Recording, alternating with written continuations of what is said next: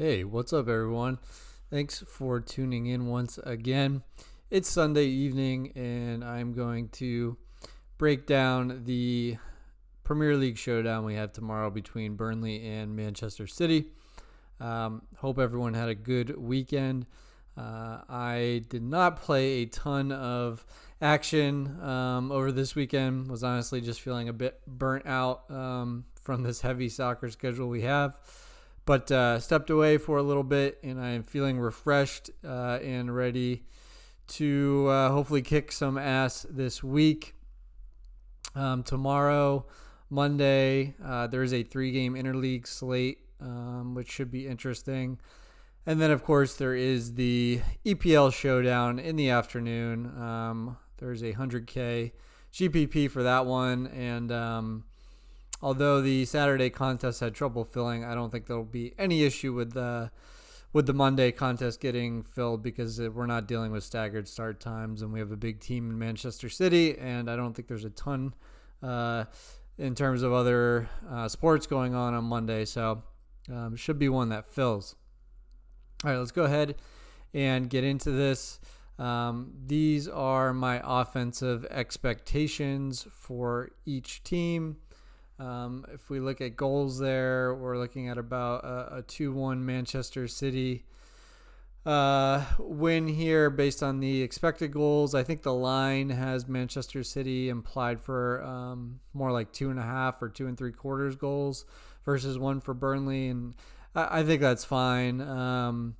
But I think the thing you will see if you dig a little deeper on these teams is that Burnley is one of those EPL sides that has kind of survived and really thrived on, making life difficult for top 6 opponents. They're going to sit really deep and defend and stay organized, and then counter a little, but not even that so much. Burnley's strength is nicking goals on set pieces. So that's what I'll be looking for here is for Burnley to try to make things difficult for Manchester City, really pack in their defense, and then try to pick up a set-piece goal on the other side. But if we just leave, goals and assists out of it for the moment, the expectation is that Manchester City is going to have the majority of the possession,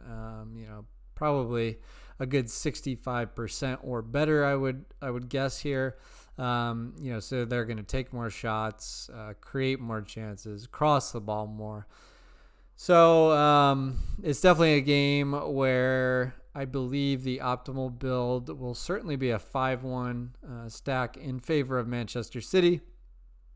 And I do sort of lean towards, the Manchester City players that can do relatively well without, scoring or assisting. So that's the guys who will cross, create chances, and take a lot of shots. Manchester City, not the best team for peripheral accumulation outside of Kevin De Bruyne. But that's something I will touch on a little bit further when we look at the lineups. So let's go ahead and do that. So here is the predicted starting lineup from Fantasy Football Scout. As I've mentioned previously, I find this to be one of the most reliable sources in terms of getting predicted lineups for the Premier League.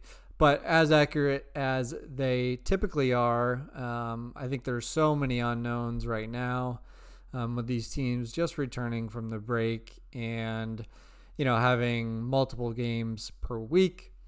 So as of right now, let's just start in the back here. They're predicting a center back pairing of Fernandinho and Laporte. I think the only thing that would be interesting is if we end up getting a player like Otamendi, who's only 3,800 at center back. I don't think John Stones is going to play, but he's only 3,400. And there's Fernandinho at 4,000 and Laporte at 4,400. So these guys are sort of interchangeable. If we get like a 3,800 Otamendi who does like to get forward and get some shots in. That's pretty interesting. As far as the fullbacks, they're predicting 2 swaps here. Cancelo in for Kyle Walker and Zinchenko in for Mendy. So the thing to know with these guys would be that if this is the pair that we see, Cancelo is the player that does like to cross a bit more, so I would favor him in this game, although he is more expensive. Zinchenko is a player that actually was a midfielder and got moved back into a left back position, so he is certainly capable of contributing offensively, but I would compare him more to a Kyle Walker. They don't play on the same side of the field, but in the sense that Zinchenko, while he will get forward and create some chances and take some shots, he's not necessarily going to be getting super wide and crossing the ball a lot. So his floor is probably not as high as Cancelo over there. Moving into the midfield, De Bruyne went 70 minutes. He's probably one of Pep's top 1 or 2 players. Fully expect him to start and fully expect him to stay on the field for as long as, the match is not well within hand, so unless they're up 2 or 3 goals, I think De Bruyne's going to stay on the field for the entire game. One thing to note with De Bruyne is Mahrez took 2 corners versus De Bruyne's 1 last match. If Mahrez does not start, De Bruyne's going to be the top play regardless. But if you see Mahrez out, for me, that's even a further boost for De Bruyne because then he's probably not going to share set pieces with anybody. So just something to keep in mind there. And then the prediction is that Rodri and Foden come in. They did not start last match. Foden, of course, came off the bench and scored a goal. A little bit lucky. He put in a rebound on a shot that Aguero probably should have scored. But the nice part about the City team is that, they play the same formation every time and they have just interchangeable parts. So, you can basically think of Phil Foden as David Silva in terms of his role on the pitch. And he kind of has a similar expectation offensively, meaning that, he's not as lucrative in terms of his upside as this front 3, but, he's a guy that can easily pop up with a goal or an assist, possibly at lower ownership. And then Rodri is going to be the, kind of the defensive holding player. But again, in a match where Burnley are sitting deep, he should be able to get on the ball plenty and take some shots. Finally, the front line. I do agree that it's likely that Aguero comes in here for Jesus. Sterling is like one of Pep's favorite players along with De Bruyne, so I think it's very possible that Sterling stays over here. It doesn't seem like Leroy Sané is at a point where he's going to start the match yet. Maybe he does come off the bench, though. And then the prediction is that Bernardo Silva comes in for Riyad Mahrez here on the right side, and I do find that likely as well. Another bonus for Bernardo Silva being in the match is that he tends to drift inside a little bit more, which allows De Bruyne to overlap him and get wide and send in crosses. Something that Cancelo will also do. So I do like De Bruyne and Cancelo crossing from that side of the field. If Silva's in the game, and then their targets will be Aguero and Sterling for the most part. What else about City? So, like I mentioned, I think it is a game where, Burnley are going to be really defensively organized and sit back. So, it is a game where you could see a central striker get a bit isolated, not get enough touches on the ball. So, I do have a little bit of concern in that regard for Aguero. And so, I think for that reason, it's Aguero. He's so consistent. He takes PKs for them. If you want to play him in cash, I don't see anything wrong with it, but I think I would lean towards prioritizing high-priced players definitely De Bruyne, but perhaps even Sterling, just because he'll create more chances. while Aguero could be a bit isolated in the center of the pitch. And of course, that is assuming that, Burnley are able to keep a clean sheet for, 60 minutes plus.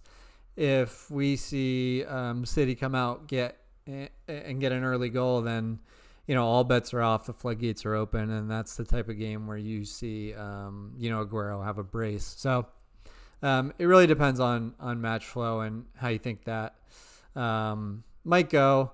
But the nice thing with players like De Bruyne and Sterling is that I think they can thrive in either match flow, one where they haven't scored, but they're putting tons of pressure on and crossing the ball, creating chances, that sort of thing.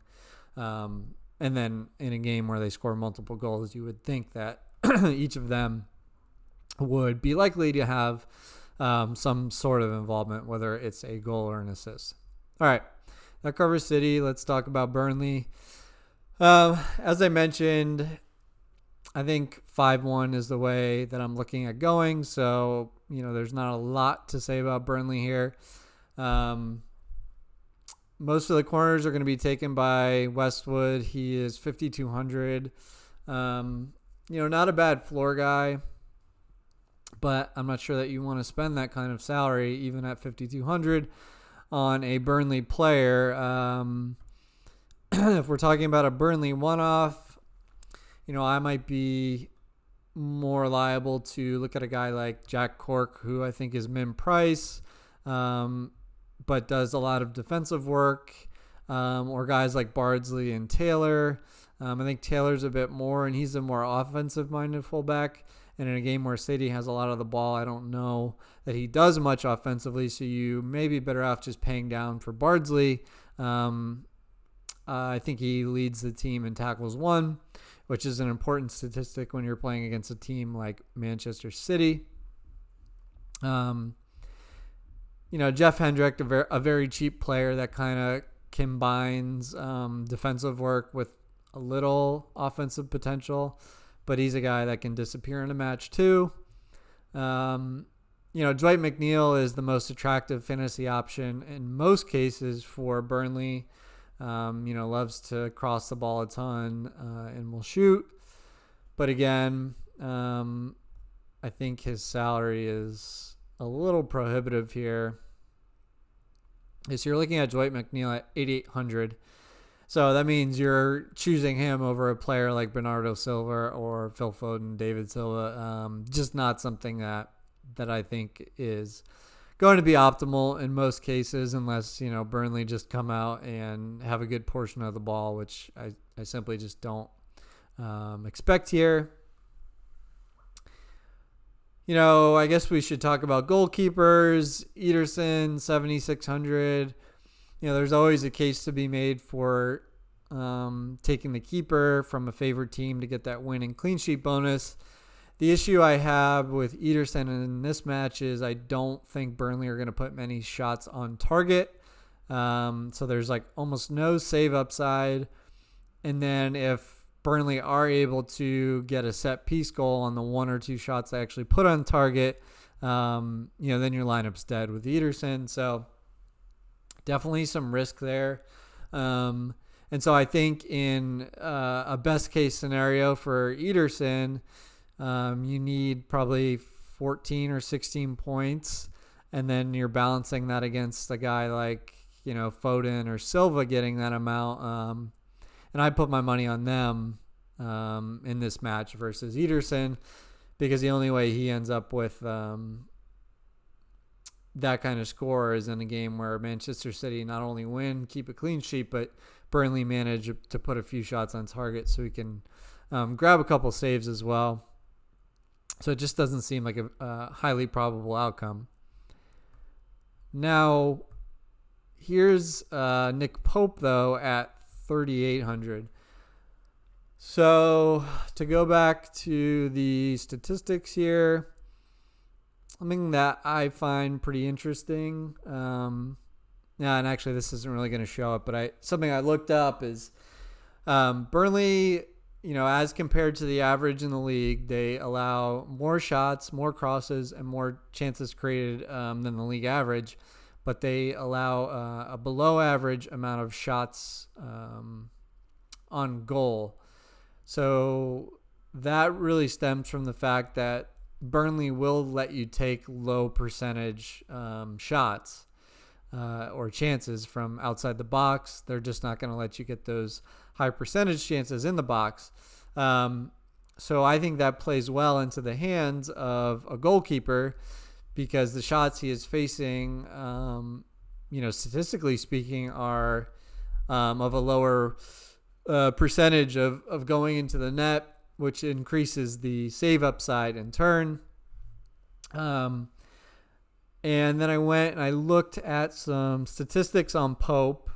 And look, before I even get into that, just the fact that you have a goalkeeper at 3,800, I mean, that's worth taking a shot on in a lineup at that price without knowing anything else, just because, you only need a 4 or 5 saves and a 2-0 loss to pay off that salary. But to get a little more specific, Pope is tied for the most clean sheets in the EPL at 11. And then I went back and I looked at his match logs for his games against top 4 or 5 teams in the league. So we're talking Manchester United, Leicester, Chelsea, City, and Liverpool. And so in the matches against those teams, he averaged 4.25 saves per game. So that's a really solid number. In the last time that they played City, he had 4 saves. So I'm not saying that you should play Nick Pope in your cash lineup, but I think he is a really interesting option in GPPs on this slate. And I think it will definitely have some exposure. I mean, some crazy things have happened to Manchester City this year. They had that loss to Norwich City. They've had other games where they've struggled to score, particularly against some teams that have been able to stay very organized. And I think, Burnley have had effectively 3 months to tactically prepare for this match.